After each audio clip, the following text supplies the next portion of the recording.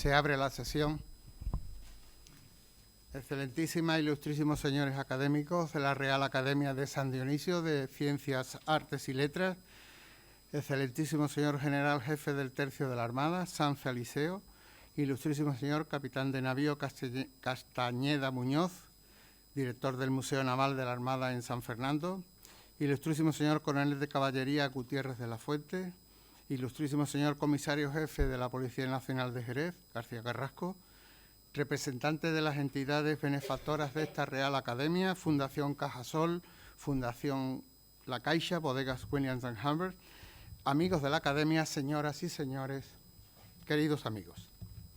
Quisiera en primer lugar agradecer a la Orden de Santa Bárbara y particularmente a su presidente, don Julián Calvo Romero, y a la comisaria de estos actos conmemorativos, la doctora en Historia e Historia del Arte, dama honorífica de la Orden, doña María Fidalgo Casares, solicitara, como en otras ocasiones, nuestra colaboración académica en la organización del ciclo de conferencias conmemorativo del centenario de la coronación canónica de la Virgen del Carmen de nuestra ciudad.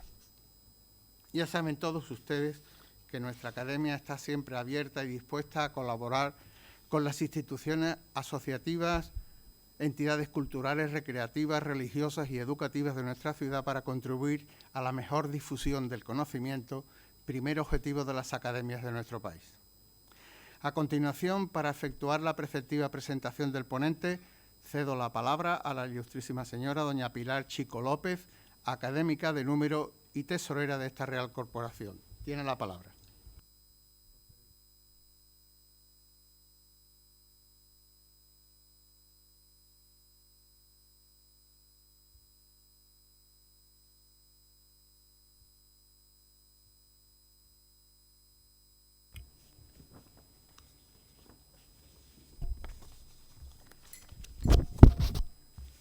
Buenas tardes, señor presidente, autoridades, académicos, benefactores, miembros de la Orden de Santa Bárbara, amigos todos.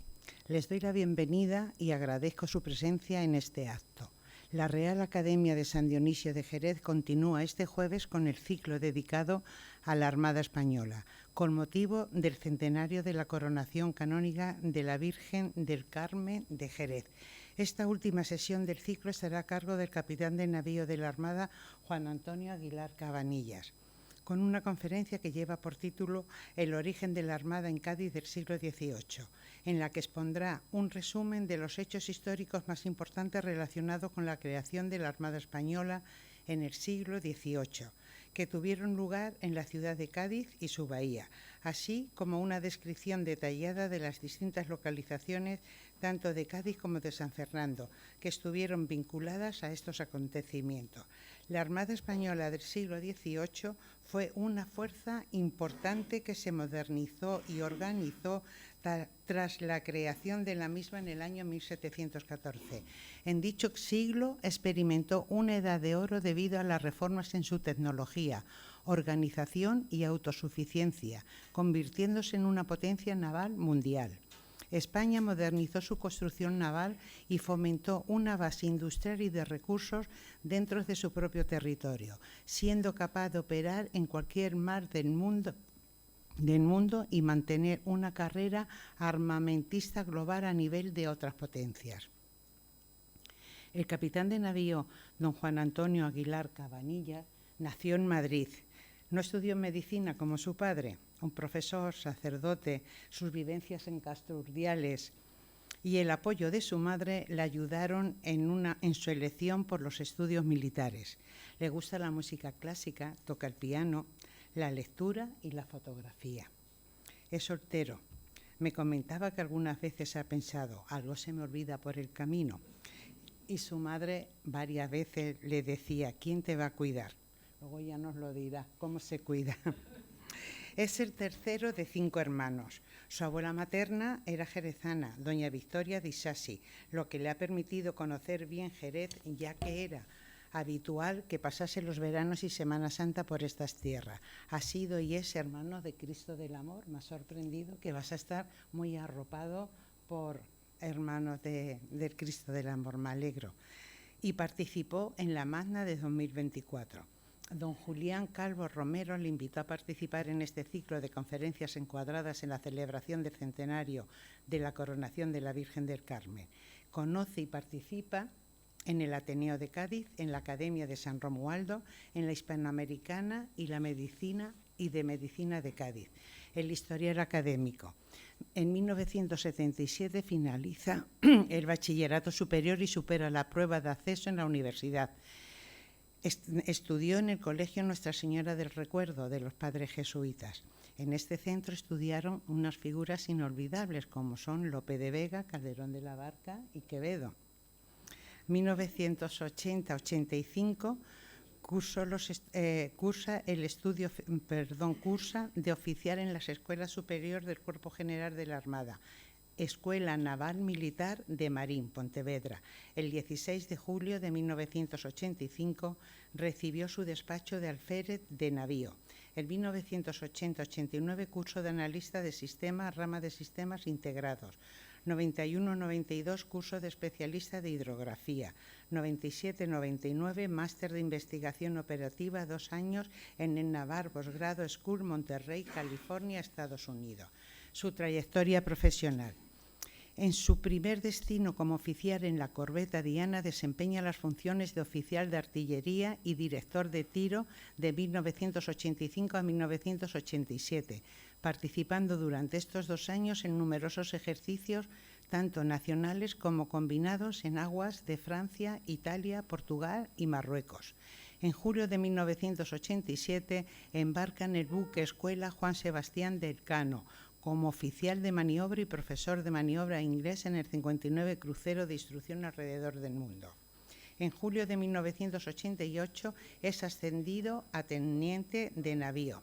En julio de 1989, como analista de sistema, pasa destinado al Centro de Programas Tácticos de la Armada de la Base Naval de Rota, Cádiz, participando en la modernización del sistema de combate de las fragatas de la clase Baleares. En el verano de 1992 embarca como oficial especialista en el buque hidrográfico Malaspina, con base en Cádiz, donde posteriormente asume las funciones de jefe de trabajos y segundo comandante. Durante los 3 años que permanece destinado en este buque, del 92 al 95, participa en los levantamientos hidrográficos efectuados para actualización de la cartografía náutica de La Coruña, Almería, Valencia y Cartagena, así como en los trabajos oceanográficos para el desarrollo del modelo de corrientes del Estrecho de Gibraltar. En junio de 1995 asume el mando del buque hidrográfico Pollux, al frente de 35 hombres. De junio de 1995 a junio de 1997 dirige los trabajos hidrográficos que efectúa este buque en aguas de La Coruña, Pontevedra, Cádiz y Estrecho de Gibraltar para actualización de la cartografía náutica. A la finalización de sus estudios de posgrado, en julio de 1997 es ascendido a capitán de corbeta. A la finalización de sus estudios de posgrado en los Estados Unidos, regresa a España en octubre de 1999, pasando destinado al Gabinete de Investigación Militar Operativa de la Armada de Madrid como director técnico de programas de simulación, participando asiduamente en reuniones en el extranjero. En abril del 2001 toma el mando del buque hidrográfico Malaspina, puesto que ocupa durante un periodo de 2 años al frente de una dotación de 65 hombres. En estos 2 años el buque efectúa fundamentalmente trabajos oceanográficos de estudio fisiográfico del fondo marino en los canales de acceso a los puertos de Cádiz, Algeciras y Almería. En abril del 2003, finalizado el mando del buque hidrográfico Malaspina, se reincorpora al Gabinete de Investigación Militar Operativa en Madrid. En julio del 2004 es ascendido a capitán de fragata. En el mes de agosto del 2005 se incorpora al Instituto Hidrográfico de la Marina en Cádiz, donde ejerce las funciones de secretario técnico y jefe de centro de cálculo. Como secretario técnico supervisa y coordina las relaciones el IHM con los organismos estatales nacionales ajenos a la Armada, Dirección General de la Marina Mercante, Sociedad Estatal de Salvamento Marítimo, Instituto Geográfico Nacional, etcétera, así como con los organismos extranjeros, Organización Hidrográfica Internacional, Organización Marítima Internacional, Institutos Hidrográficos de Portugal, Francia y Reino Unido, con los cuales el Instituto Hidrográfico de la Marina tiene relaciones profesionales. Como jefe de centro de cálculo, es el responsable de la sección de apoyo informático del Instituto Hidrográfico de la Marina, supervisando una red de área local de 250 puestos de trabajo, dedicada a la producción cartográfica, incluyendo labores de adquisición de material informativo y mantenimiento de la página web del Instituto Hidrográfico de la Marina, tanto en la interna del Ministerio de Defensa como en Internet. En 2009 asume el mando del buque de investigación oceanográfica Hespéride. Durante estos años, hasta el 2011, efectúa una campaña antártica y la expedición científica Malaspina 2010 para el estudio global de los océanos, efectuando una vuelta al mundo durante su ejecución. Hay que destacar que el buque Hespéride es el de mayor entidad en España para la investigación oceanográfica, mayor versatilidad multidisciplinaria y el único con capacidad para navegar en las aguas polares, al bordo del cual efectuó la campaña antártica 2010 y la campaña científica de circunnavegación Malaspina. Pero vamos, a veces también ocurren algunas anécdotas, como la que ocurrió en febrero de 2009, cuando tuvieron que auxiliar a un buque turístico en aguas de la Antártica. Las inclemencias de la climatología antártica y las dificultades de la navegación en áreas polares provocan en ocasiones situaciones complicadas para los buques que trabajan en las zonas. En febrero del 2009 recibieron una llamada de auxilio de salvamento marítimo Ushuaia, al sur de la Patagonia de Argentina. Un barco de pasajeros había quedado encallado en la costa de la isla de Audrey. Los vientos catabáticos que bajaban de los glaciares y la corriente de marea imposibilitaban salir de la varada. Evacuaron a los pasajeros y más tarde, con la subida de la marea y mejora de las condiciones meteorológicas, pudieron salir. Posteriormente, en 2011 al 2015, estuvo destinado en el Estado Mayor de la Armada como jefe de la sección de logística operativa de la División de Operaciones.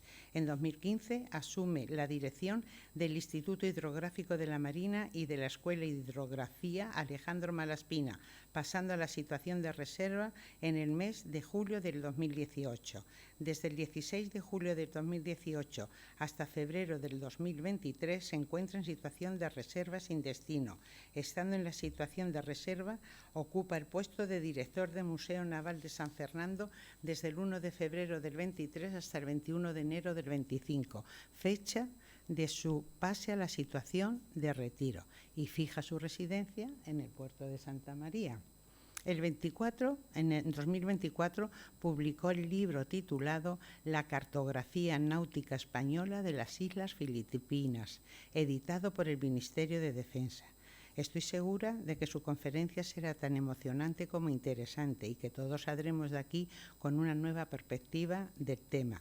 Además de sus logros profesionales, el capitán de navío don Juan Antonio Aguilar Cabanillas es una persona cercana, comprometida, siempre dispuesta a ayudar y a compartir sus conocimientos con los demás. Le gusta la historia y la divulgación. En su conferencia, además de los barcos, arsenales e historia, estoy segura que dará unas pinceladas de optimismo y divulgación cultural. Vientos favorables y mares en calma, comandante, para que su disertación navegue con éxito y sea puerto para el conocimiento. Sin nada más y más preámbulos, le doy la palabra a don Juan Antonio Aguilar Cabanillas.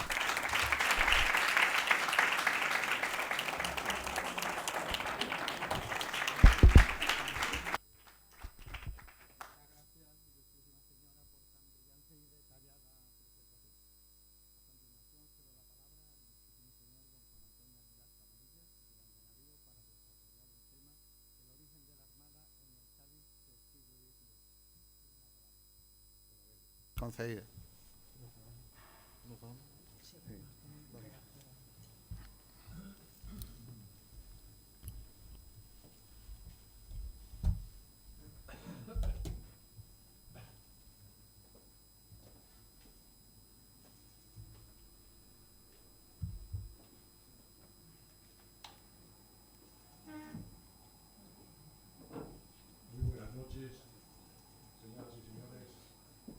Señor presidente de la Academia, señor presidente de la Orden de Santa Bárbara, excelentísimas y distinguidas autoridades, civiles y militares, señoras y señores, amigos todos.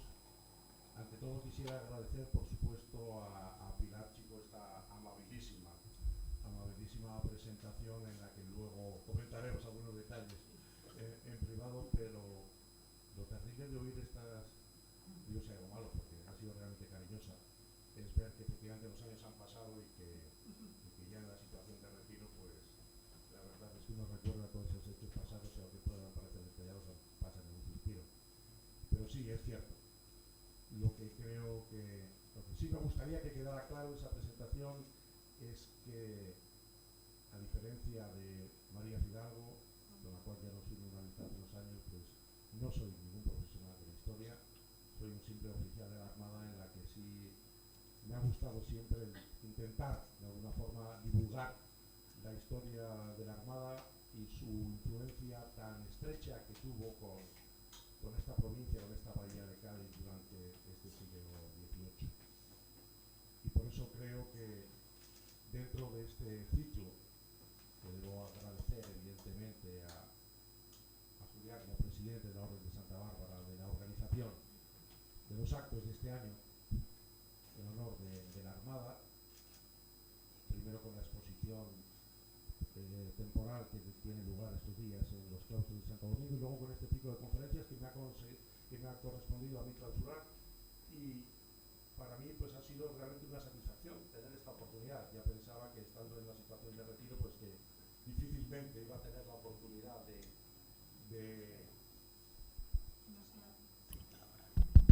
Difícilmente, ahora mejor tal vez, ¿verdad? Sí, muchas gracias. Muchas gracias.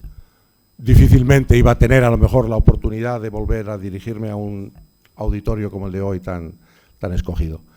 Y por tanto, Julián, muchísimas gracias de verdad por esta oportunidad. Centrándonos ya en este tema que hoy... Gracias, María. En este tema que hoy nos ocupa, pues yo lo que quería decirles es que es un tema que ya he tratado en un par de ocasiones anteriores. En el año 2017, estando como director del Instituto Hidrográfico de la Marina, celebramos en Cádiz el tricentenario del traslado de la Casa de Contratación de Sevilla a Cádiz, que a lo mejor para la gran mayoría de los españoles en este momento es un hecho que pasa prácticamente desapercibido, pero que en aquel momento tuvo una importancia fundamental, no solamente para la ciudad de Cádiz y su entorno, sino para España entera. Y con aquel motivo de ese tercer centenario, pues tuve la oportunidad de tratar de este tema, preparar una conferencia sobre este tema, como digo, que tuvo lugar allí en Diputación Provincial de Cádiz. También hace muy poquitos años, en el 2023, ya estando como director del Museo Naval, se celebró el 275 aniversario del Real Colegio de Cirugía de la Armada, que se fundó en Cádiz también, como diría nuestro amigo Sergio, nuestro guía del Panteón. Cádiz en ese siglo XVIII tuvo una importancia tremenda en la historia de España, es lo que me gustaría dejar constancia de ello en este momento. No solamente por recordar la figura de Cádiz, sino porque consideremos que, evidentemente, la historia de España en ese momento estuvo muy unida a la Armada en general, no solamente a la ciudad de Cádiz, pero sí fundamentalmente a la ciudad de Cádiz y a su bahía, y eso es lo que voy a tratar de exponer en esta presentación.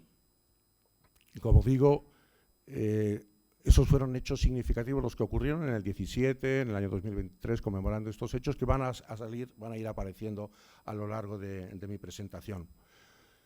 Como digo, va a ser fundamentalmente en el siglo XVIII, aunque verán ustedes que luego al final, pues obligatoriamente me tengo que meter un poquito históricamente en los principios del siglo XIX, puesto que la historia tampoco termina exactamente al finalizar el siglo, la historia de Cádiz relacionada con la Armada en ese periodo, y veremos cómo me introduzco un poquito en los primeros años del siglo XIX. Lo que sí quiero ponerles en antecedentes es que evidentemente la razón fundamental de la importancia que tuvo Cádiz y la Armada fue el cambio de dinastía en España. En el año 1700 asume la corona de España el rey Felipe V de Borbón, que llega a España y se encuentra con una situación realmente difícil. Se provoca por su subida al trono la guerra de secesión, en la que las potencias europeas, excluyendo a Francia, que era la que realmente lo apoyaba, no están dispuestas a que estén bajo una misma corona dos reyes de la Casa de Borbón. Se establece y tiene lugar la guerra de sucesión, que sí ustedes sí conocerán perfectamente por las implicaciones que tuvo en la historia de España tan tremendas. Felipe V finalmente consigue la victoria en esa guerra y a partir del año 1714 tiene claro cuáles son sus objetivos fundamentales de su política exterior. En su política exterior está claro que él quiere, bajo todos los conceptos, quiere mantener el comercio con América, puesto que sabe que ese comercio con América es la fuente principal de sus ingresos, y en la medida de lo posible veremos que a partir de su segundo matrimonio también se interesa en recuperar aquellos territorios de Italia que nos fueron arrebatados como consecuencia de esa guerra de sucesión por el Tratado de Utrecht. Por tanto, Felipe V, en los primeros años de su reinado, los últimos años van a ser los años tristes de su reinado, por él personalmente, porque va a perder la cabeza, como saben, y realmente el reinado lo va a ejercer el gobierno casi en primera persona, en vez del rey, su mujer, la segunda esposa del rey Isabel de Farnesio. Pero van a ser unos años, como digo, en los que Felipe V quiere establecer las medidas necesarias para asegurar ese comercio con América y, en la medida de lo posible, recuperar esos territorios de Italia. Vamos a ver si con este consigo que... ¿Qué pasa? Está por aquí. Antes avanzaba, pero ahora parece que no quiere avanzar. Veremos aquí si no.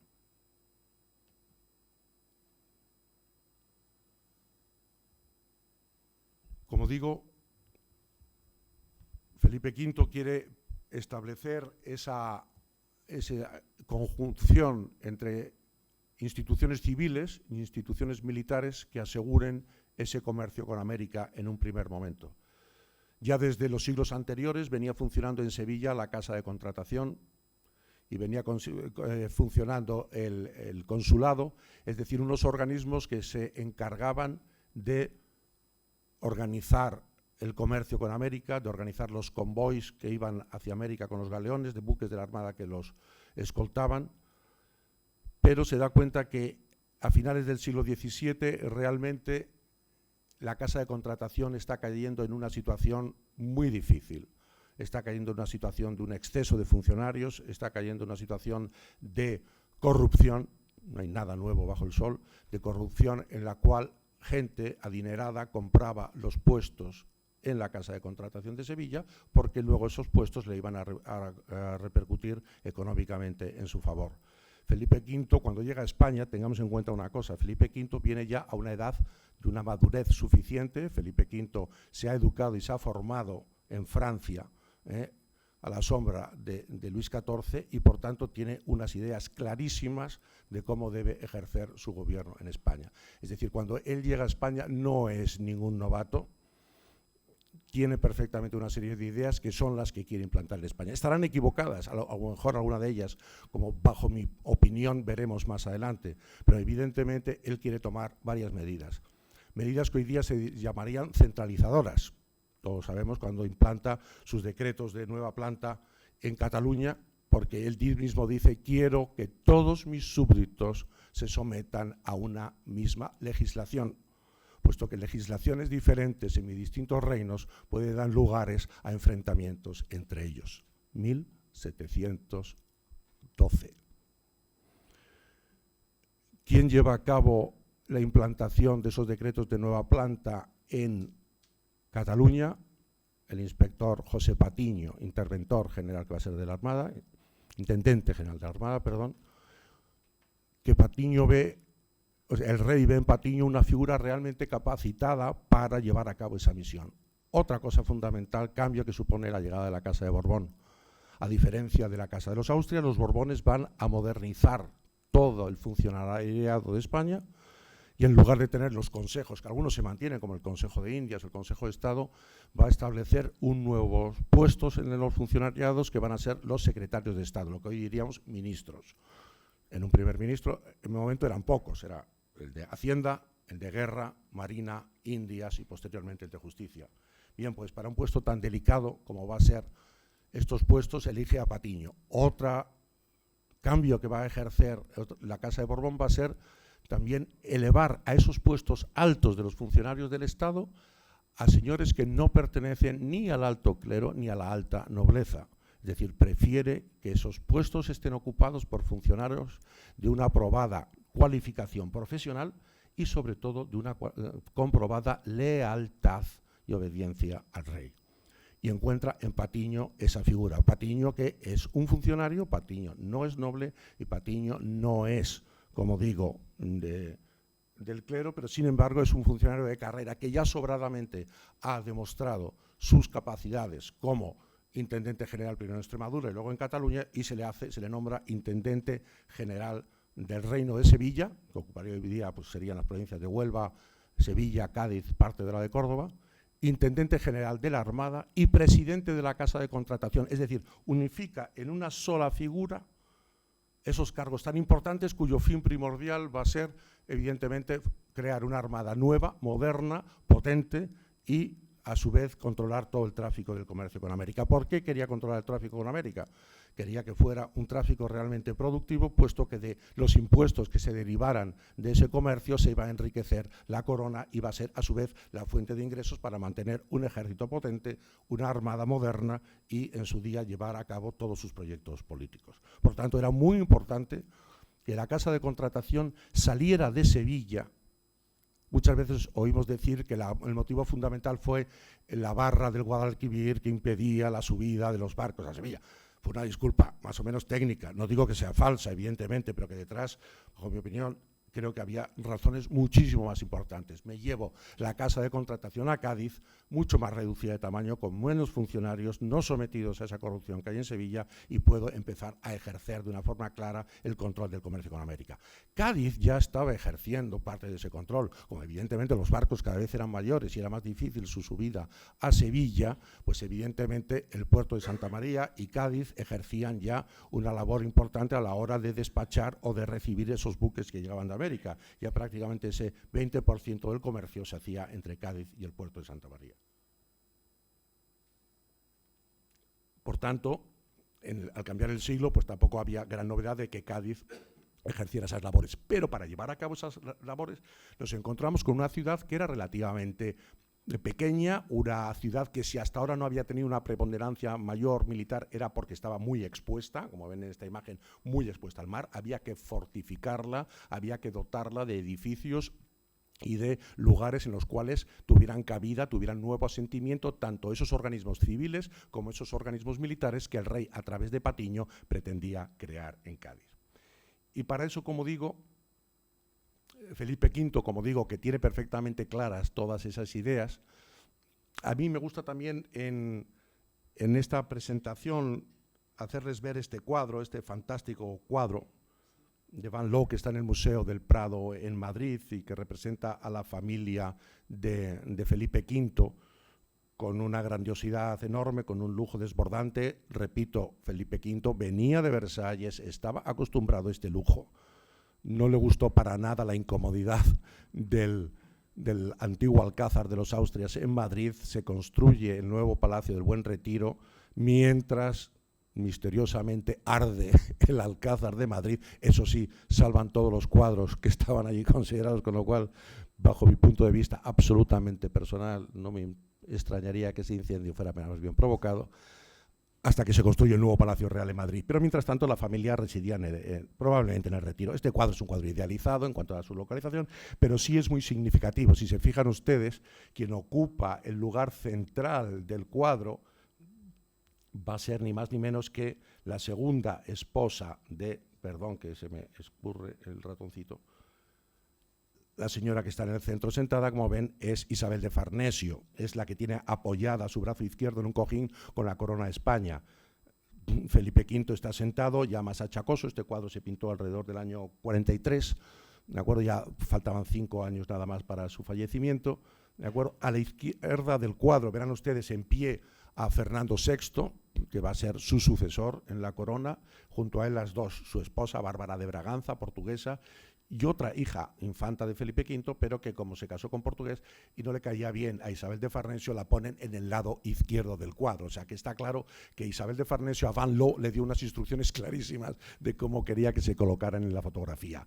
A la derecha del cuadro, evidentemente, más a la derecha de Isabel de Farnesio, detrás de ella justo el chavalito joven, es el infante Don Luis, y detrás van a estar los infantes Felipe, junto a ella también, que heredará o será el iniciador de la Casa de Borbón-Parma, y justo a la derecha del todo el infante Don Carlos, que será el sucesor, el segundo sucesor de Felipe V, como Carlos III.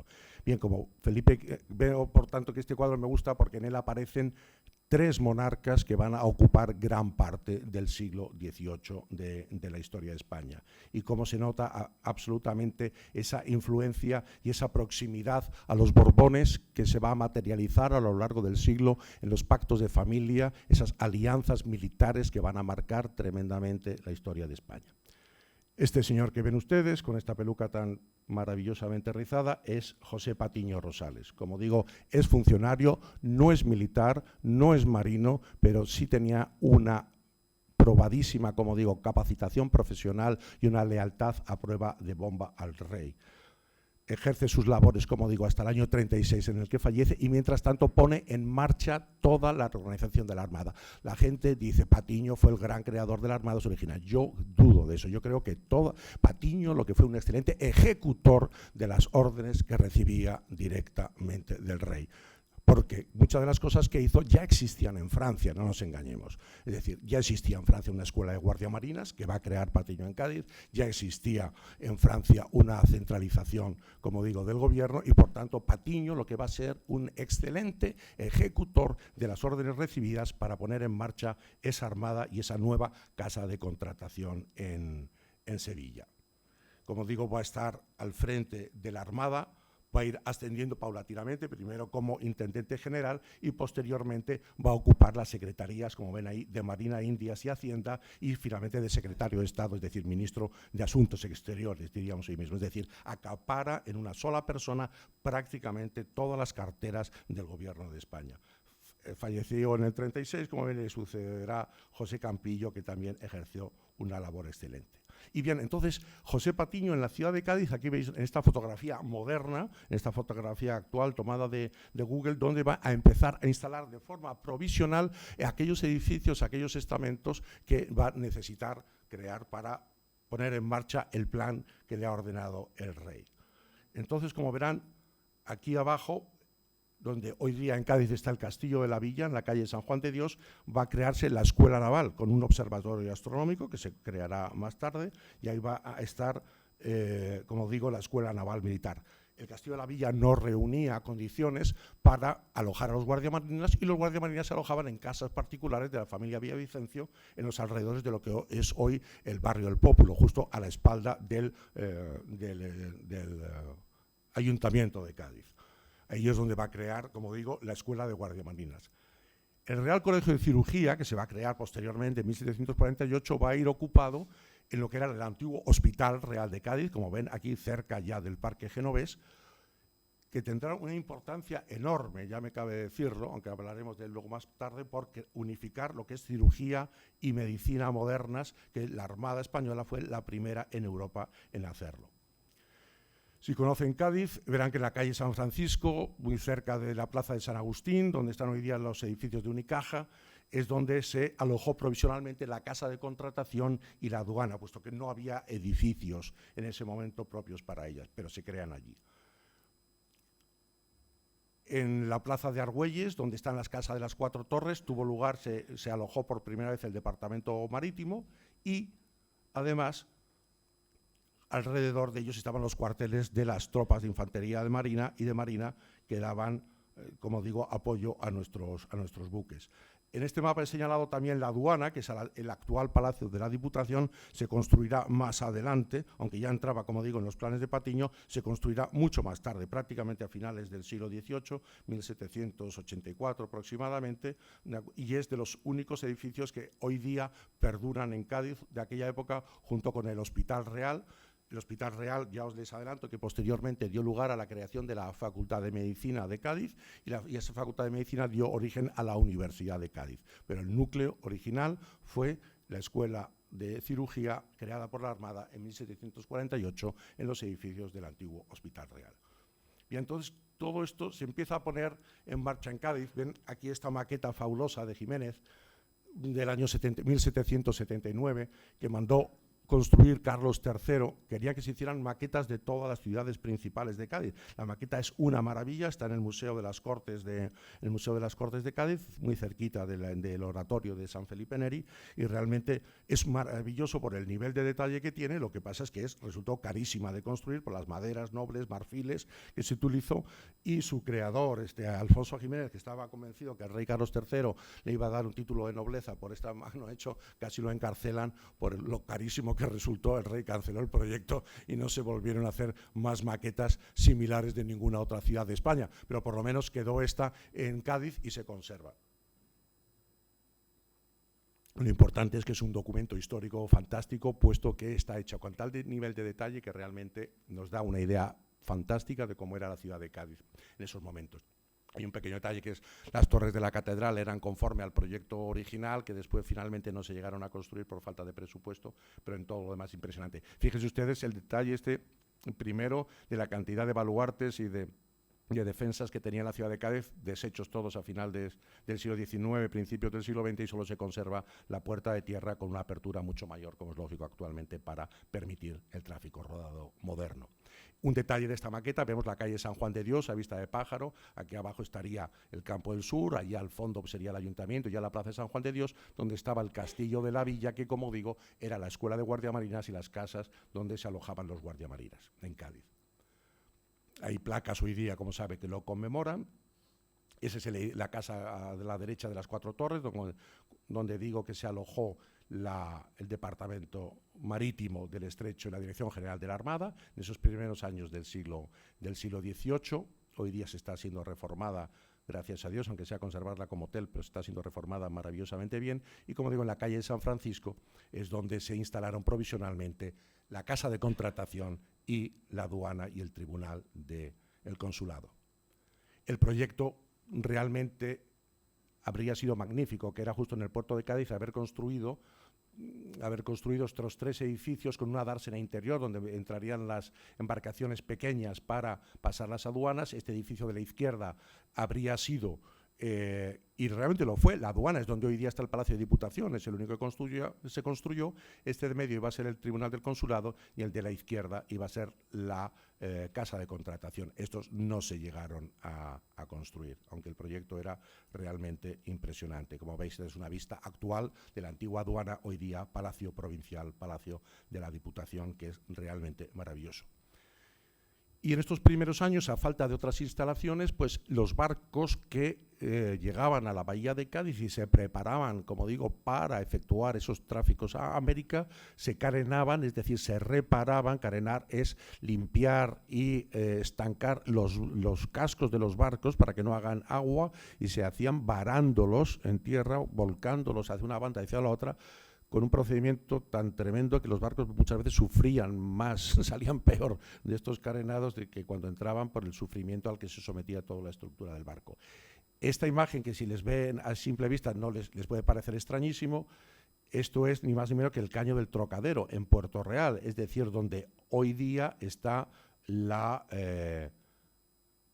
ven esta vista general de la bahía, el Caño del Trocadero, que está en este lugar era donde estaban antiguamente, como digo, esos varaderos, esas instalaciones donde se carenaban tanto las embarcaciones militares como las embarcaciones civiles. Si entrando por el puente Carranza hacia Puerto Real miran a su derecha, si no van conduciendo, claro, para no salirse de la carretera, verán que todavía se ven algunas fosas excavadas en el fango de la derecha, se ven algunas fosas donde se carenaban los barcos. El lado izquierdo ha desaparecido por completo, puesto que hoy día son las instalaciones de la factoría de Navantia en Matagorda.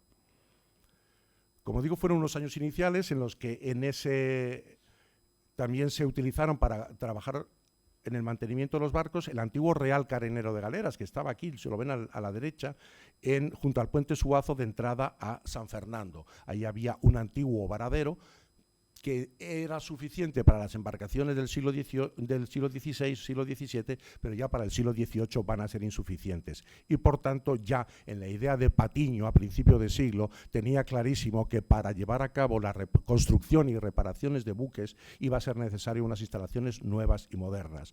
No le iban a ser suficientes el antiguo varadero del Puntal, junto a la base de Puntales, como digo, este antiguo del Trocadero y el antiguo del puente Suazo, sino que sería necesario construir un nuevo arsenal por completo en la isla de la Carraca, y todos esos edificios que de momento se estaban alojando de una forma provisional en Cádiz, tarde o temprano deberían buscar acomodo en San Fernando, puesto que Cádiz iba a ser imposible de albergar en ese momento todos esos edificios.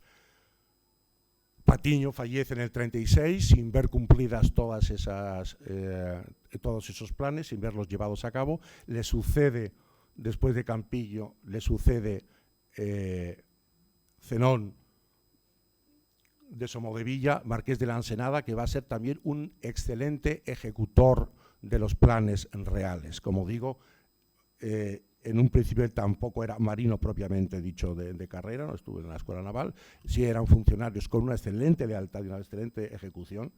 Y lo que está claro es que Zenón Somodevilla, el marqués de la Ensenada, sí va a ser el que ponga en marcha, en los pocos años que estuvo en el gobierno, pero en escasamente 12 años cuando asumió todas las carteras, y fue durante el reinado ya prácticamente, finales del reinado de Felipe V, reinado propiamente dicho de Fernando VI, en el que va a continuar esos planes que ideó Patiño para, digamos, dotar a Cádiz y a la Armada de esas instalaciones modernas. Se van dando cuenta ya en esos años que Cádiz, con motivo de ese tráfico incesante con América, ese fortalecimiento de la casa de contratación y de la nueva Armada, va adquiriendo una preponderancia enorme a nivel comercial. Hay que tener en cuenta que los Borbones en un principio ejercen de forma monopolística el comercio con América, de forma que se aseguren perfectamente y controlen el nivel de impuestos que van a recaudar como fruto de ese comercio. Todo lo contrario van a ser los ingleses. Los ingleses van a fomentar siempre un liberalismo en su economía, van a fomentar el comercio privado con América, y la corona se va a reservar el papel de proteger ese comercio liberal, esa industria liberal, en contraposición con España. Y son dos políticas que van a marcar tremendamente la historia de España durante este siglo.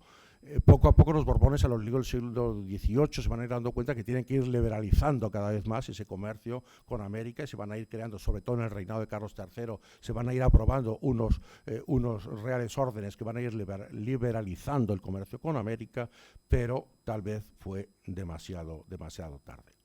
Pero de momento, como digo, el marqués de la Ensenada se va a ocupar, como digo, de dotar a la bahía de Cádiz de unas instalaciones modernas, de unas instalaciones que fueran capaces de proporcionarle a la Armada un sitio adecuado para su construcción de barcos y el mantenimiento de estas unidades. Y se piensa en la isla de la Carraca, una isla fangosa en medio de la marisma de la bahía, al fondo, fácil de defender, pero con una dificultad tremenda, que era ese terreno fangoso en el que estaba construido. Fue un proceso larguísimo. Si los trabajos comienzan sobre los años 20-25, en contra de lo que algunas personalidades afirman que no comenzaron hasta el año 52, no, comienzan en la época de Patiño, se continúan en la época del marqués de la Ensenada y se terminan realmente prácticamente a finales de siglo, pero se empieza a dotar, como digo, a la Carraca de unas instalaciones correctas para la construcción y para el mantenimiento de barcos. Y tenía que ser un concepto moderno, un concepto de arsenal moderno, es decir, que tenía que tener todas las instalaciones, todo el personal que pudiera trabajar en la construcción de buques y en su mantenimiento. Y por tanto, se creó en aquel momento que la isla de la Carraca reunía esas condiciones. Aquí vemos un plano del proyecto de Jorge Juan y José Barnola, que aunque finalmente no se llegó a ejecutar, pero nos da una idea de cómo estaba perfectamente pensado.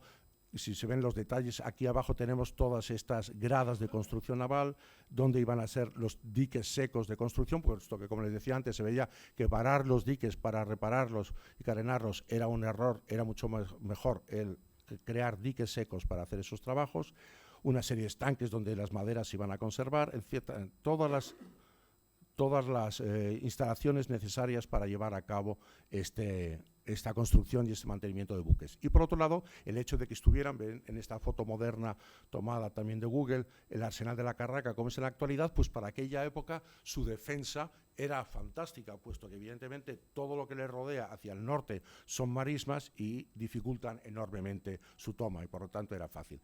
Realmente en estos años era una isla, la isla de la Carraca. El acceso a la isla se hacía por barqueo en este punto extremo, desde la punta de la Clica hasta el arsenal de la Carraca había que barquear. Luego se construyeron en alguna época unos puentes provisionales flotantes de barcas y que había que retirar cuando algún barco entraba o salía evidentemente del arsenal, pero era una isla. Ya actualmente se desecó este caño de la Carraca y se le construyó un acceso por tierra. Simultáneamente a la construcción de la Carraca, Patiño y luego el Marqués de la Ensenada dictaminan que, igual que se ha creado el Departamento Marítimo en Cádiz, se creen también los departamentos marítimos del norte y del Levante, el del norte con la sede en Ferrol y el de Levante con la sede en Cartagena. Y se comienza también en los años 50 la construcción de esos arsenales. Aunque tardaron también tiempo, el terreno en el que estaban construidos esos otros arsenales, el de Ferrol y el de Cartagena, sobre todo el de Ferrol, por las características mucho mejores del terreno, fue mucho menos costoso y menos largo su construcción, pero realmente también tuvieron sus dificultades. Pero los de la Carraca fueron realmente tremendos. Hubo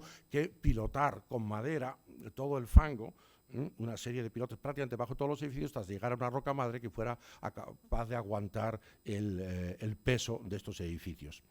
Se dice, de alguna forma habréis oído decir, que la iglesia de la Carraca está construida sobre palos de caoba, como si fuera un lujo. No es que fuera un lujo, es que las maderas tropicales eran las que mejor iban a aguantar evidentemente esos grados de humedad, y por tanto gran parte de los edificios se pilotaban sobre grandes troncos de maderas tropicales y es que se clavaban en el fondo. Evidentemente también se dice, y es cierto, para esos trabajos pues se pueden imaginar, se utilizaban presos, se utilizaban esclavos, se utilizaban también como resultado de la famosa redada de gitanos, pues gitanos también trabajaron en el arsenal de la Carraca. Fue una labor realmente ardua, realmente dura, y por eso se prolongó prácticamente hasta finales del siglo XVIII. Ahí ven unas otras vistas modernas del caño de San Fernando, del caño de Santipetri, como están en la actualidad. Finalmente se llegaron a construir diques secos. Otro inconveniente del arsenal de la Carraca era que por la poca amplitud de las mareas en la bahía de Cádiz y por la dificultad del terreno de la Carraca, que es fangoso, la construcción de diques secos en la cual se construyeran barcos de gran tamaño, de gran entidad, pues iba a ser muy difícil. Los navíos de 2, 3 puentes calan una profundidad determinada, ya en aquella época, de 8, 9, 6, 7 metros, y por tanto era muy difícil construir en ese terreno fangoso diques. Se intentó en varias ocasiones hasta que finalmente, hasta 1788, no se llegan a construir. Aquí tienen el dique de San Antonio, uno de los 3 que finalmente se construyeron y que sigue actualmente en utilización. La ciudad de Cádiz, y ahora esta foto que les pongo ya de San Fernando, la ciudad de Cádiz en todos esos siglos, como en la primera parte, en esa mitad de siglo, del siglo XVIII, tenía, como veíamos, la Escuela de Guardiamarinas y tenía las instalaciones del Departamento Marítimo en Cádiz. Pero eran instalaciones absolutamente insuficientes para que los guardiamarinas se educaran convenientemente. Las diversiones que había en Cádiz se las pueden imaginar. Cádiz bullía de actividad económica y de actividad cultural y de diversiones. Y entonces a Jorge Juan, que fue otra gran figura de la Armada, sí ya oficial de la Armada, de una gran inteligencia, formado y ascendido a la sombra del Marqués de la Ensenada, se dan cuenta de que evidentemente la Escuela Naval hay que trasladarla de San Fernando de Cádiz a San Fernando, igual que la Capitanía General de la Marina también hay que traérsela de Cádiz a San Fernando. Cádiz tenía una especulación urbanística tremenda en aquellos años, nada ha cambiado, vemos que hoy sigue exactamente la situación por la escasez de terreno, y entonces la Armada se plantea a lo largo del siglo XVIII, como digo, trasladar la Escuela Naval y trasladar la Dirección General, la Capitanía General a la ciudad de San Fernando. Pero San Fernando tampoco tenía en esos momentos construidos totalmente esos edificios que iban a ser necesarios para albergarlos. La isla de León había pertenecido y pertenecía hasta el año 1729 a Duque de Arcos, y evidentemente la corona Felipe V en su visita a la bahía lo asume como propia, pasa a ser realengo en vez de ser de señorío, y por tanto ya le da la posibilidad de poder construir en ella estos edificios militares. En esa foto primera pues vemos donde se alojan provisionalmente la compañía de guardiamarinas, en una finca de la familia Barros de la Rosa en el centro de San Fernando, y la Capitanía General se va a alojar también en una casa señorial, en la Casa Micolta de la calle Real de San Fernando, mientras se construye el gran proyecto que va a ser la población militar de San Carlos, pero como digo, tardará muchos años todavía en efectuarse. Jorge Juan, cuando estuvo en Cádiz como capitán de la Compañía de Guardiamarinas y profesor de esa escuela naval, se da cuenta que es necesario crear un observatorio de marina en Cádiz para la educación de los guardiamarinas, y ese primer observatorio de Cádiz se crea en el propio Castillo de la Villa de Cádiz, y desde ahí los guardiamarinas efectuaban observaciones astronómicas, aprendían la importancia que tenía la astronomía para la navegación, para la situación en la mar. Y las primeras cartas náuticas que se construyeron en aquellos años tenían como meridiano original de longitudes el meridiano de Cádiz. Posteriormente, ya a finales del siglo, la década de los 90, el observatorio se va a trasladar a San Fernando, en la zona más alta de la isla de León. Se va a construir el nuevo observatorio de la Armada, este que tenemos actual en la fotografía, puesto que disponía de una gran visión de todo el horizonte, y no había en San Fernando, evidentemente, en aquella época la contaminación lumínica que tiene en este momento. Hoy día el Observatorio de San Fernando, actualmente, que yo les animo a visitarlo porque tienen la doble faceta de tener, por un lado, unas colecciones museísticas de primer orden y una biblioteca realmente sensacional de libros técnicos de la época, científicos del siglo, desde incunables hasta el siglo XIX, pero es que aparte sigue cumpliendo misiones actuales, no solamente de observación astronómica, cada vez menos, pero sí de detección sísmica, de seguimiento de basura espacial. Sigue cumpliendo una serie de misiones muy modernas y también, como saben, es el encargado de dictaminar la hora oficial de España. Eso no se hace hoy día con la independencia, están en conexión con otros observatorios europeos y entre todos consiguen una media que es la que realmente se transmite hoy día a los GPS, a los relojes que llevamos actualmente, es la hora oficial de España, pero el observatorio sigue teniendo una misión fundamental en la determinación de la hora oficial europea. Después de, como digo, de la época de Ensenada, Ensenada estuvo en el poder, digamos, como ministro de Fernando VI hasta el año 54. Ensenada, como digo, también tampoco no pertenecía a la nobleza, y tal vez por su forma de ser. Ensenada yo creo que es una persona que tiene unos grandes admiradores y unos grandes detractores, pero Ensenada hay que reconocerle que debía tener un carácter difícil, igual que Jorge Juan, los dos. Es decir, Ensenada estaba tan convencido de su capacitación profesional y de su capacidad de trabajo realmente increíble, que digamos que en ciertos aspectos se ganó alguna enemistad que otra. Tanto es así que es fruto de una maquinación que llevan a cabo entre el ministro Carvajal, entre el embajador King británico, Wall, que luego va a ser secretario de Estado de España, también estaba en ese momento, aunque su apellido es irlandés, era español, estaba de embajador en Londres, urden una maniobra para que caiga en desgracia ante el rey Fernando VI. No lo he dicho, pero lo aprovecho para decirlo ahora. Así como Felipe V en sus años de mandato tenía clara que tenía que ser belicoso y procurarse una armada, y no tuvo miedo a utilizarla en contra de otros países para defender el imperio. Fernando VI, en cambio, intenta llevar una paz armada y no le quería hablar para nada de ningún tipo de enfrentamiento con Francia, por supuesto, y tampoco con Inglaterra. Le convencen al rey de que está urdiendo un plan secreto en Ensenada de declarar la guerra a Inglaterra para echarles de Honduras, donde se cultiva el palo negro, el palo de Campeche. Realmente no era verdad, pero el rey lo cree y Ensenada es destituido fulminantemente.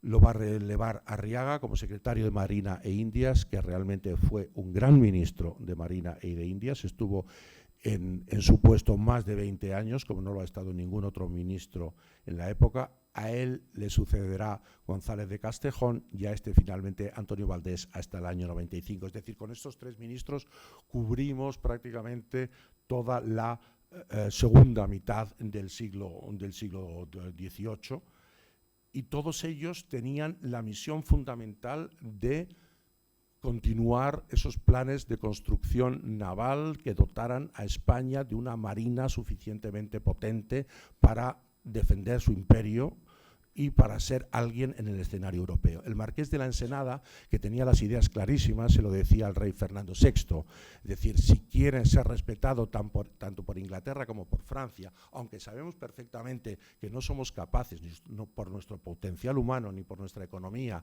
de llegar a tener una marina tan potente como la inglesa y un ejército de tierra tan potente como el francés, si aumentamos paulatinamente nuestras fuerzas, tanto de tierra como de marina, podremos ser, sí, elemento indispensable en esas alianzas entre Inglaterra y Francia, como realmente pasó. Lo que sí es cierto es que a lo largo del siglo XVIII España era perfectamente consciente de esa situación, pero se daba cuenta que por los pactos de familia estábamos casi indeleblemente unidos a Francia, y Inglaterra era nuestra gran enemiga. ¿Por qué era Inglaterra nuestra gran enemiga? Puesto que Inglaterra era la que realmente atentaba contra nuestras posesiones en América. A mí no me gusta tildar a los ingleses como unos seres despreciables y realmente abominables. No. Pónganse ustedes en el lugar de los ingleses. Es decir, viven en unas islas pobres que no tienen ningún tipo de recurso y son eso, islas rodeadas de mar.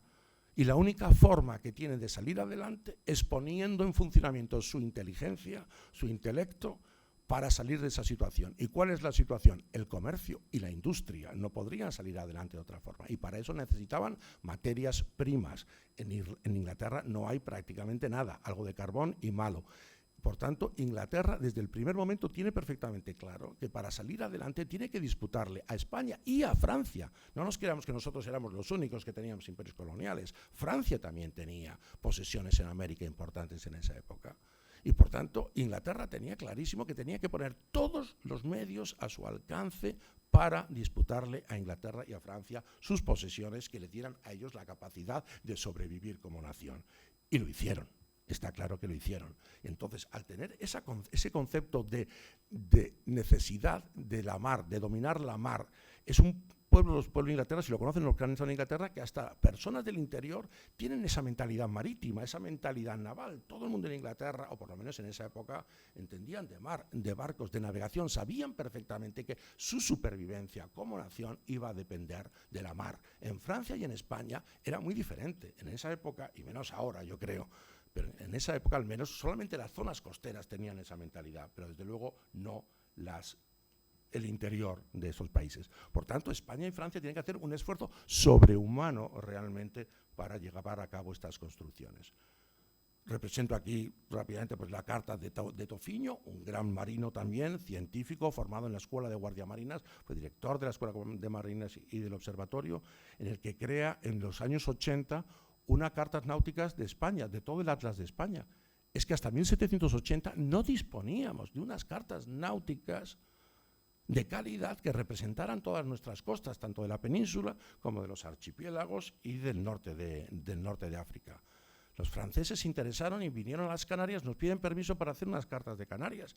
Joder, entonces nos ocurre, pues ¿por qué no hacemos nosotros de todas las costas? A Tofiño le encanta, y yo como director del Instituto Hidrográfico me da vergüenza decir, en 5 años Tofiño levanta, él no solo evidentemente, levanta las cartas náuticas de las costas de España y de la península en 5 años. Una carta muy famosa, como ven, es esta carta.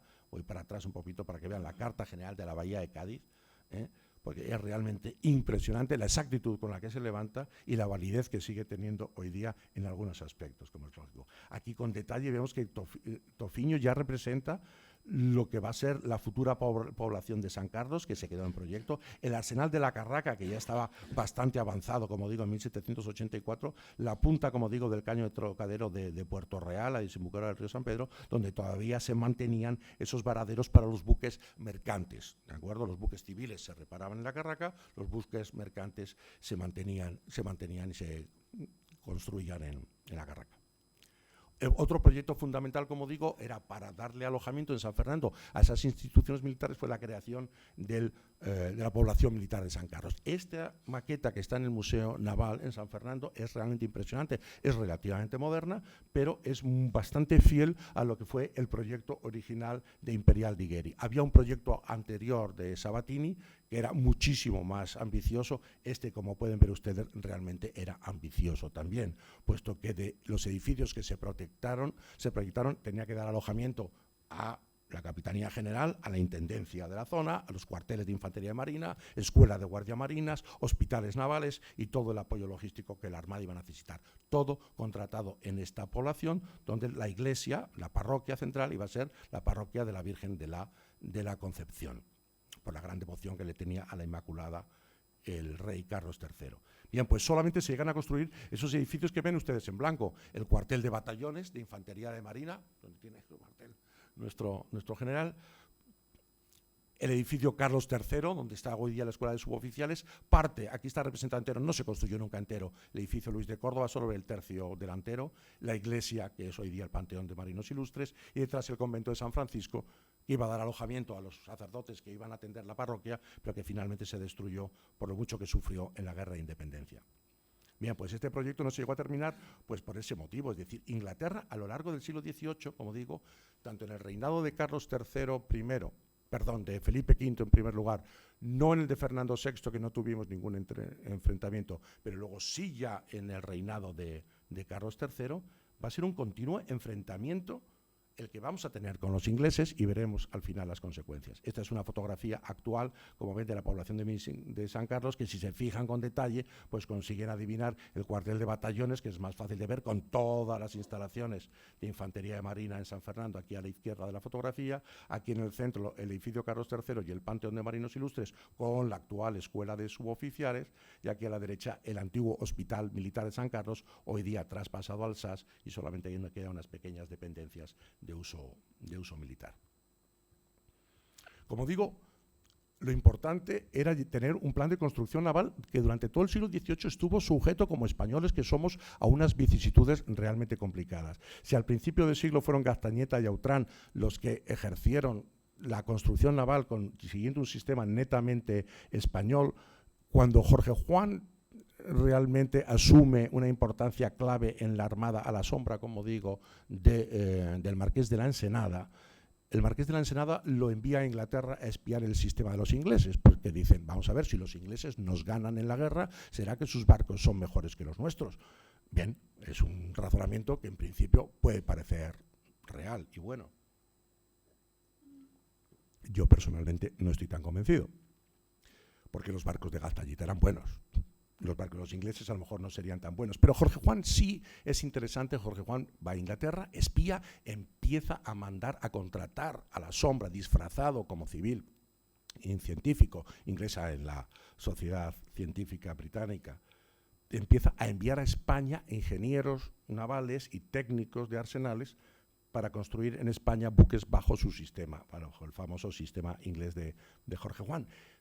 Pero choca, cuando llega aquí a España, choca fundamentalmente con Autrán, es decir, Autrán, que era el heredero del sistema Gaztañeta, eran barcos más robustos, eran barcos que a lo mejor resultaban muy caros, las piezas de madera se hacían de un solo tronco, con lo cual la construcción en serie era difícil, mientras que Jorge Juan, siguiendo las ideas que trae de Inglaterra, sí es capaz de abaratar los costes, es decir, las piezas se hacen más pequeñas, se hacen ya sobre planos, se puede construir en serie, las piezas se pueden cortar a distancia y traerlas a los arsenales, es decir, sí resulta un plan mucho más económico. Y por eso el Marqués de la Ensenada la apoya. El Marqués de la Ensenada, como era un eficientísimo ejecutor de la política real, ve en los planes de construcción inglesa esos beneficios económicos que tenía y esa capacidad de construir más barcos en menos tiempo, aunque no fueran tan buenos. Entonces decimos, bueno, ¿y cómo los ingleses realmente eran capaces de ganar con unos barcos peores que los nuestros? Dejo la pregunta en el aire. ¿Eran mejores marinos que nosotros? ¿Tenían un mejor adiestramiento? O lo que pasa en el ejército, y es lo realmente importante, no basta con tener un buen armamento, hay que tener la determinación de utilizarlo. No nos basta con tener el mejor armamento si no estamos dispuestos a utilizarlo. Y es una regla que hoy día sigue absolutamente en vigor.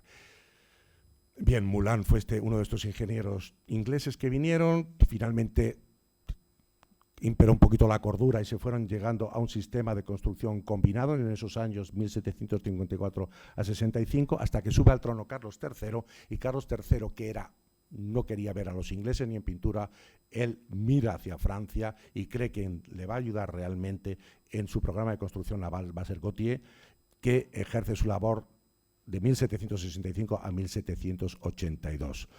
Los barcos franceses no eran tan buenos. Jorge Juan, al caer en desgracia en Ensenada, Jorge Juan también prácticamente es apartado de la corte. El rey Carlos III le da labores técnicas, pero lo aparta de la parte política.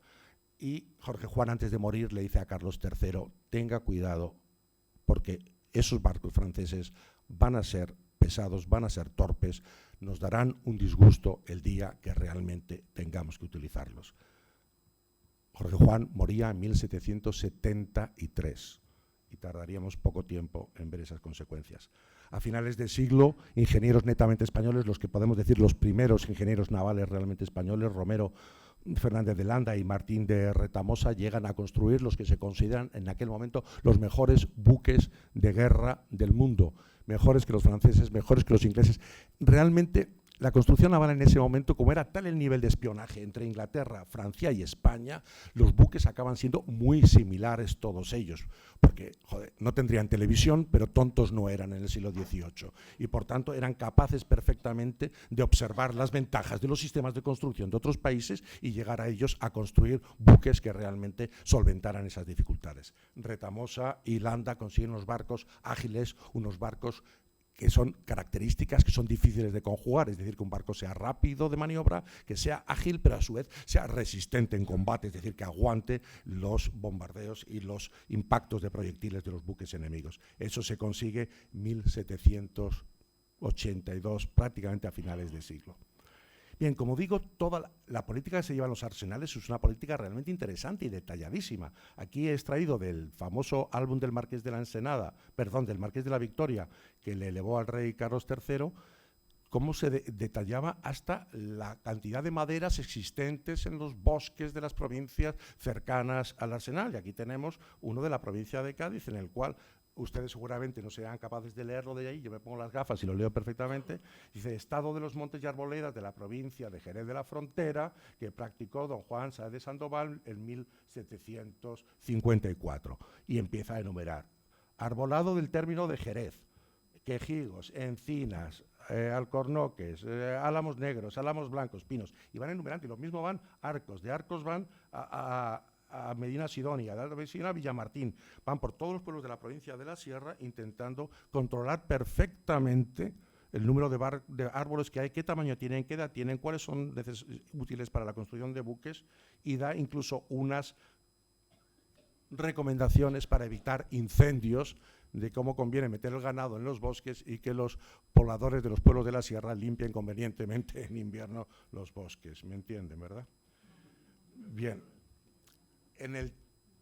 Este arsenal, este es un ejemplo también del álbum del Marqués de la Victoria. Este álbum es una maravilla, está conservado en el Museo Naval de Madrid, el original, son 115 láminas, creo que son en su conjunto, que detallan a la perfección cómo era la construcción naval en ese momento, pieza por pieza, todos los elementos de los arsenales. Aquí hay un tinglado, es decir, uno de esos edificios de los arsenales donde se iban a fabricar palas de timón, timones, todo el tipo de armamento, cabrestantes, todas las piezas, lo detallaba de una forma realmente, habría que ver si luego la realidad era tan bonita como la pintaban.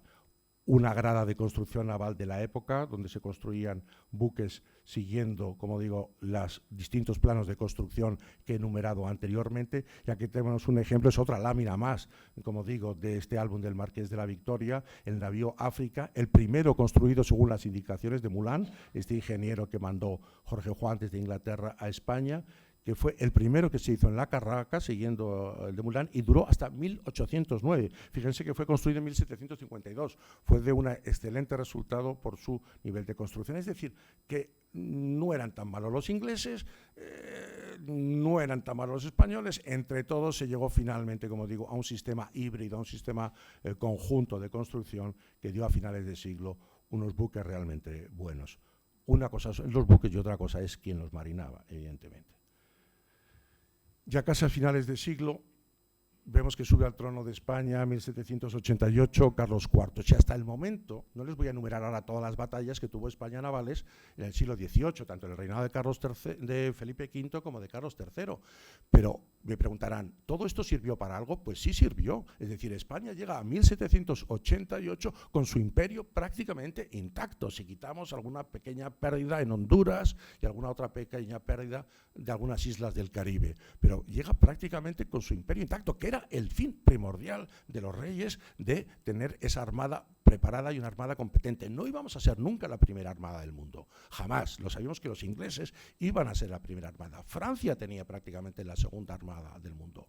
España llega en esos años finales del siglo XVIII, 1790, llega prácticamente pues con 90 navíos de línea en su conjunto, es decir, 90 buques que fueran capaces de entrar en combate. Inglaterra podía tener del orden de 200 y Francia 140, 150, a grosso modo. Pero sí sabíamos que nuestro papel iba a ser determinante, pero contábamos que si la política seguía de ese modo, íbamos por lo menos a defender ese imperio con España, a pesar de mantener ese monopolio, aunque poco a poco se iban abriendo ya al comercio otros puertos españoles, otros puertos europeos.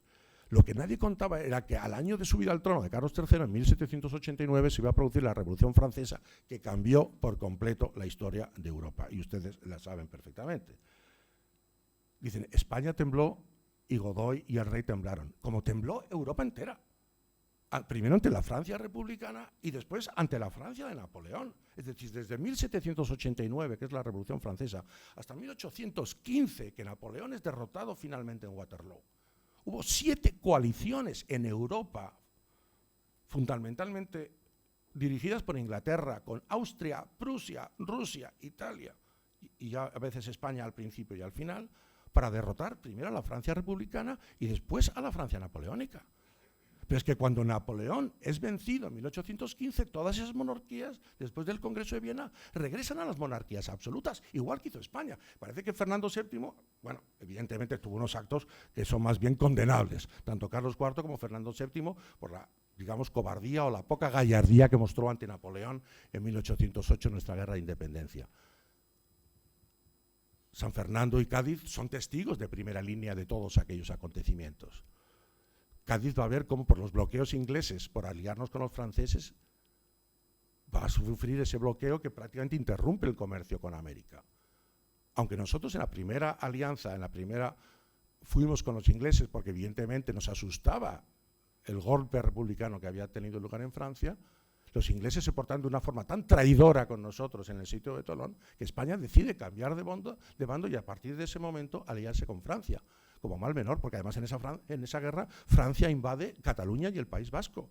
Y Godoy se las arregló para llegar a un acuerdo de paz, dándole a cambio territorios en Haití y decir, bueno, por lo menos a los franceses los conocemos, los ingleses nos hemos pasado toda nuestra vida luchando contra ellos y nos traicionan en cuanto nos aliamos con ellos. Con lo cual España prefiere aliarse finalmente con Francia. Hasta la guerra de independencia, hasta 1808. Y Cádiz fue testigo de todo eso, evidentemente. Entonces, esas alianzas con Inglaterra, con Francia, fueron un desastre para España, evidentemente, porque Inglaterra, como decía antes, tenía perfectamente claro que tenía que defender su subsistencia como nación. España o Francia podían depender de ellos, tener un imperio más o menos grande, y Francia con Napoleón tener un imperio, dominar más o menos de Europa. Pero que Inglaterra dependía de su armada, dependía de ella su futuro como nación. A lo mejor me estoy alargando un poquito, me hacéis señas un poquito más, voy terminando. Pero Veo que la gente mira, con lo cual no están demasiado... Creo que no se me ha dormido nadie, ¿no? Si quieren, pues voy terminando rápidamente. Es decir, nos damos cuenta de que España se va a tener que enfrentar evidentemente a Inglaterra. En esa primera guerra, en la batalla de San Vicente, que digamos San Vicente, que fue una derrota horrorosa para España, y estábamos solos, no estaban los franceses, y realmente empezó a marcar el declive de nuestra armada y de Francia y de Napoleón. Daros cuenta que nosotros estamos prácticamente apoyando a Napoleón. Y por tanto, Inglaterra lo que quería era deshacerse del plan inicial de Napoleón, que era la invasión de Inglaterra. Felipe II lo intentó, Napoleón lo intentó, Hitler lo intentó, nunca lo han conseguido. Habrá que estudiar por qué, ¿de acuerdo? Batalla de Trafalgar, no quiero pasar de alto por ella. Segunda guerra anglo-francesa, tercera coalición, con Francia también. Ya Inglaterra se consigue deshacer de las armadas española y francesa, pero que todo el mundo habla de Trafalgar y habla del Cabo San Vicente, pero nadie habla de la batalla del Nilo, en la que Nelson, antes de Trafalgar, en el 1798, destruye la armada francesa prácticamente en la bahía de Abukir, en Egipto, al lado de Alejandría. Fue una masacre la que hizo de la armada francesa Nelson. ¿Qué pasaba? Que Nelson, cuando llega a Trafalgar, evidentemente el grado de adiestramiento, independiente de que los barcos fueran mejores o peores, que eran, vamos a decir, iguales, los barcos de una armada y otra, lo que sí era indudable es que el grado de adiestramiento de las dotaciones inglesas eran mucho mejores. Pero, ojo, los ingleses saben lo que hacían para que sus dotaciones estuvieran adiestradas. Les prohibían a los marineros desembarcar en tierra, porque sabían que desertaban, entonces no les dejaban desembarcar y los tenían combate tras combate en la mayoría de los casos. Es que los mismos de Nelson que van en el año 97, que vienen de Abukir, son los que nos hacen el primer bloqueo a Cádiz y han luchado también en el Cabo de San Vicente. Y inmediatamente entramos en guerra otra vez con Francia en 1804 por la voladura de la reina de la Mercedes, también en Cabo Santa María, y volvemos a entrar en guerra con Inglaterra, y es la batalla de Trafalgar, donde ya definitivamente, evidentemente, conocen ustedes el resultado. Ya Francia había desechado el plan de invasión de Inglaterra y por tanto la batalla de Trafalgar tampoco tuvo una importancia tan trascendente. Cabo San Vicente y el Nilo para mí fueron las derrotas realmente españolas y francesas que determinaron el cambio de político de Napoleón. Entonces ya Napoleón dice, bueno, no voy a invadir Inglaterra, ya me contento con dominar el continente y voy a bloquear a Inglaterra para provocar su colapso, y por eso invade España en 1808, Portugal, y empieza nuestra guerra de independencia. Guerra de independencia en la que las defensas de Cádiz y de San Fernando son capaces de resistir. Puente Suazo con sus defensas, como saben, son capaces. Se lleva a cabo la Constitución en Cádiz, fue el único territorio no invadido por Napoleón, se proclama la Constitución de Cádiz en 1812, nuestro rey Fernando VII sigue tan contento, o un poquito menos, pero bien, en Francia, hasta 1814, en la que finalmente, gracias a la alianza con Inglaterra, no porque Inglaterra fuera amiguitos nuestros, sino que una vez que en 1808 vemos que Francia invade España, rompemos finalmente las alianzas con Francia y nos aliamos con Inglaterra. Entonces las tropas inglesas son las que nos ayudan realmente junto con las portuguesas, no lo olvidemos, a ganar la guerra de independencia y echar a los franceses hacia Francia. ¿De acuerdo? La Marina prácticamente en esos años ya no contó para nada. La batalla de la Poza Santa Isabel, aquí en la bahía de Cádiz, fue la última testiga, la última escaramuza, 1808. Pues resulta claro que evidentemente estaban ahí escondidos los barcos españoles y franceses que habían sobrevivido a Gibraltar, a la batalla de Trafalgar, pero los ingleses seguían bloqueando desde el año 1805, el año 1808, los ingleses seguían bloqueando la bahía de Cádiz. ¿De acuerdo? Y por tanto, esos barcos estaban ahí dentro. Como nos declara la guerra a Francia, pasan a ser enemigos. Los atacamos, los bombardeamos, se rinde el almirante Rosilly, que por cierto, si hubiera llegado a Cádiz 4 días antes de la salida de Villeneuve a la mar, no habríamos perdido la batalla de Trafalgar, o por lo menos no hubiera existido la batalla de Trafalgar, pero eso ya es historia ficción. Y Cádiz, como digo, ve todas. Entonces, el año 14, cuando se acaba la guerra de independencia, Fernando VII se niega a jurar la Constitución y vuelve a imponer un régimen absoluto en España durante 6 años. Y dicen, joder, qué canalla Fernando VII. Joder, lo que hicieron todos los demás reyes en Europa. Todos. Incluso Francia en 1815, echan a Napoleón y sube al trono Luis XVIII. Toda Europa vuelve a la monarquía absoluta, no solamente España. para nosotros hubiera sido una oportunidad ideal haber aprobado la Constitución del 12, sin duda ninguna, y pasar a ser un régimen de una monarquía constitucional. Hubiera supuesto probablemente un gran avance para España, no digo eso. Pero ojo, no parezca que Fernando VII fue un elemento extraño en Europa, sino que Fernando VII realmente hizo lo mismo que hicieron todos los demás monarcas en Europa. Año 20, después de esos 6 años absolutismos, pronunciamiento de Riego, 3 años de gobierno liberal, y el año 23 Fernando VII pide ayuda al rey de Francia y dice: ayúdame, que yo no puedo con estos liberales y quiero echarlos de aquí. Entran en España las tropas de los 100.000 hijos de San Luis, entran por España mucho más rápidamente, de una forma muchísimo más efectiva que las de Napoleón, no cometieron los desmanes tan brutales que cometieron los de Napoleón. Los liberales huyen con el rey Fernando VII y lo tienen secuestrado, por lo menos protegido, en la Palacio de Diputación de Cádiz, hasta que finalmente entra el duque de Angulema. Esas defensas del puerto y de San Fernando no resistieron y evidentemente las tropas de Cimientos de San Luis llegan a Cádiz, liberan a Fernando VII. En este cuadro, como ven ustedes, de José Aparicio, hace su navegación más larga que hizo Fernando VII en su vida, que fue cruzar de Cádiz al puerto de Santa María, y en el puerto de Santa María le recibe el duque de Angulema y lo libera, y se vuelve a implantar el régimen absoluto en España, 10 años de década ominosa, 1823-1833.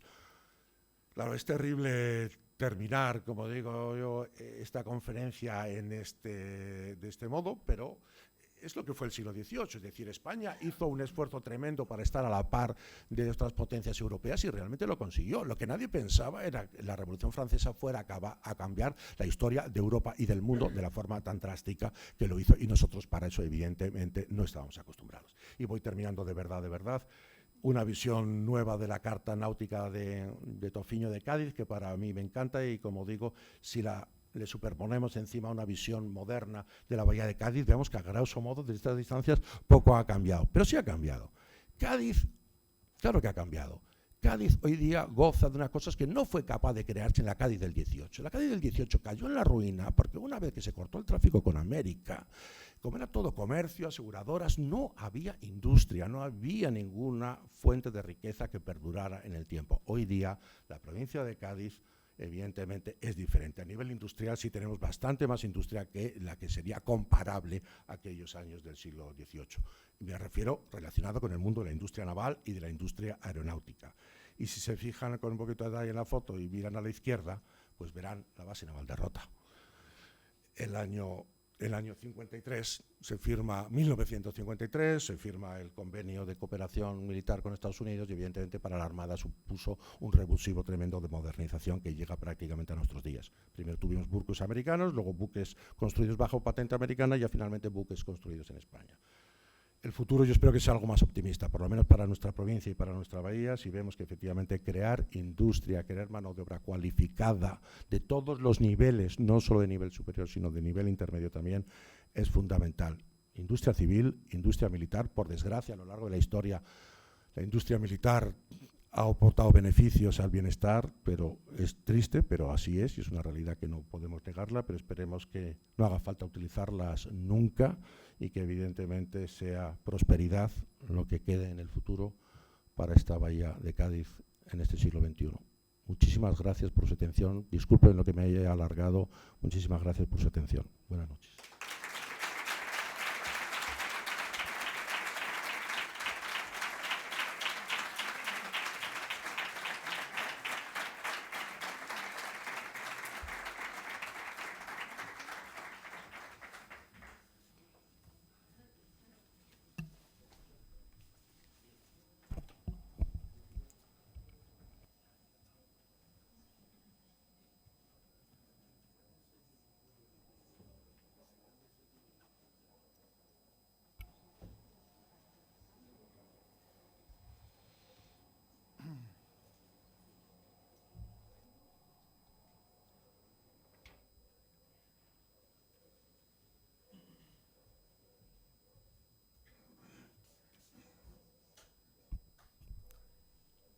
Muchas gracias, ilustrísimo señor, por tan brillante presentación.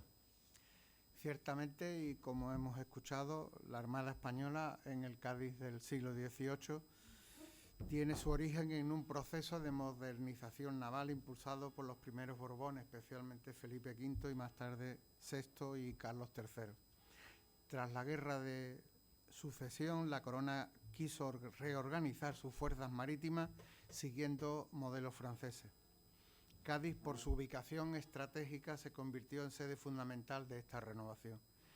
Allí se instalaron arsenales, maestranzas y escuelas de formación para oficiales y marinería.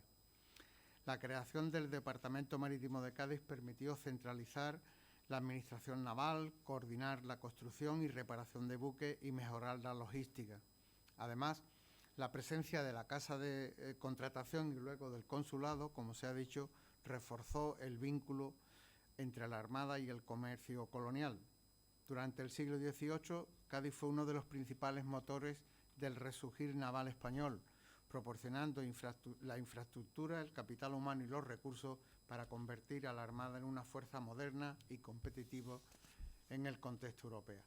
Una conferencia llena de contenido, referencias y detalles que hay que celebrar. Enhorabuena por tan magnífica disertación. A continuación, me complace ceder la palabra al presidente de la Orden de Santa Bárbara, don Julián Calvo Romero, para realizar una breve salutación a tan distinguido auditorio. Con la venia, presidente. Bueno, pues nada, quería agradecer en principio a la presentadora porque ha hecho una presentación verdaderamente fantástica, me gusta muchísimo. Agradecer la presencia del general del TEAR, del director del museo, de Gerardo, que es el jefe de mantenimiento del Arsenal de Cádiz. Gracias, Gerardo, por tu asistencia, a nuestro comisario y a todos en general. Un agradecimiento superlativo a la Academia por habernos acogido durante este ciclo de conferencias que hemos dedicado a la Armada. También a nuestra querida restauradora del Mascarón de Proa, Maripaz Barbero, gracias por asistir. Y sobre todo, dar las gracias a María Fidalgo Cazares, que ha sido la que ha comisariado estos actos, tanto la exposición como las conferencias. Creo que se me olvida darle gracias a alguien.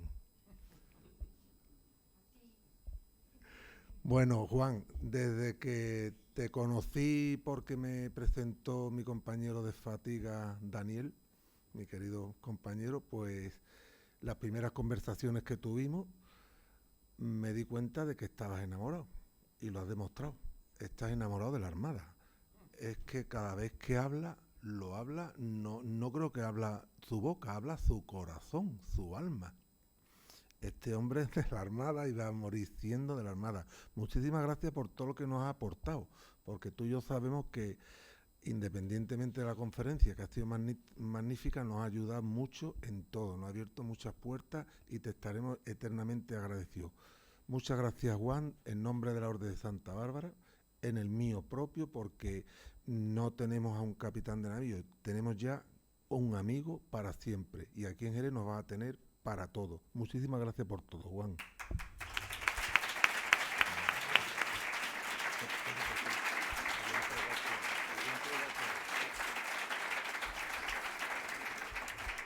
Sé que no te voy a sorprender, pero bueno, es lo que toca. Te vamos a entregar un diploma por haber hecho esta magnífica conferencia. Sí.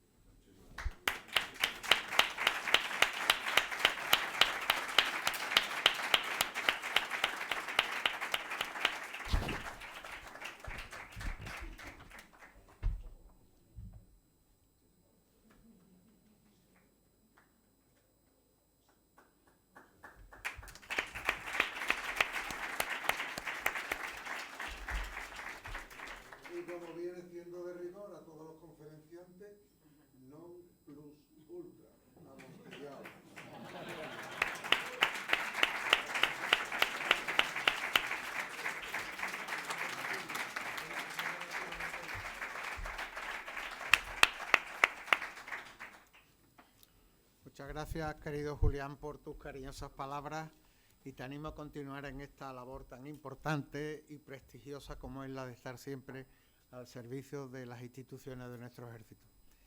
Para finalizar, quiero agradecer la presencia de todas las autoridades que nos acompañan, a los ilustrísimos señores académicos, los benefactores y amigos de la Academia y a todos los que hoy nos honran con su presencia, emplazándoles para el próximo martes, día 25 del presente mes de noviembre, a las 19:30 horas, para asistir a la recepción como académico correspondiente de la provincia de Cádiz dentro del ciclo Jerez Siempre y organizado en colaboración con el Centro de Estudios Históricos Jerezanos del ilustrísimo señor don José Manuel Moreno Arana, cuyo discurso de ingreso será El barroco en la Cartuja de Jerez. La presentación del nuevo académico correspondiente estará a cargo del ilustrísimo señor don Javier Jiménez López de Guileta, académico de número de esta Real Corporación y miembro del Centro de Estudios Históricos Jerezanos. A continuación, por gentileza de la Orden de Santa Bárbara, tomaremos una copa de Jerez en la planta baja y biblioteca. Sin más consideraciones, se levanta la sesión. Muchas gracias a todos.